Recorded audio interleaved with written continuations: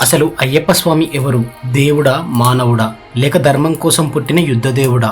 శివుడు మోహిని అవతారంలో ఉన్న విష్ణువు, ఈ ఇద్దరి నుంచి జన్మించిన దైవ శిశువు మణికంఠుడు.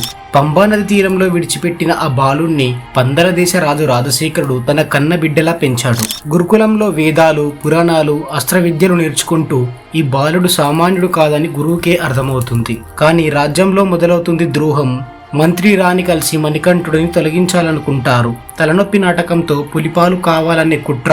అప్పుడు ఆ బాలుడే అడవికి బయలుదేరుతాడు. అడవిలో ఎదురుపడుతుంది మహిషి అనే రాక్షసి. ధర్మం కోసం భయంకరమైన యుద్ధం, చివరికి సంహారం. మహిషి శరీరం నుంచి జన్మిస్తుంది మాలికాపురత్తమ్మ. అయ్యప్పని వరించాలనుకుంటుంది, కానీ ఆయన బ్రహ్మచారి.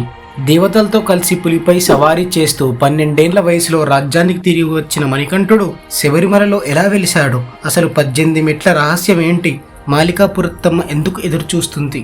ఈ ప్రశ్నలన్నిటికీ డీటెయిల్డ్గా ఫుల్ వీడియో చేశాను. ఇక్కడ కనిపిస్తున్న లింక్ పై క్లిక్ చేసి ఫుల్ వీడియో చూడండి. అండ్ అలాగే స్వామి శరణమయ్యప్ప అని కామెంట్ చేయండి.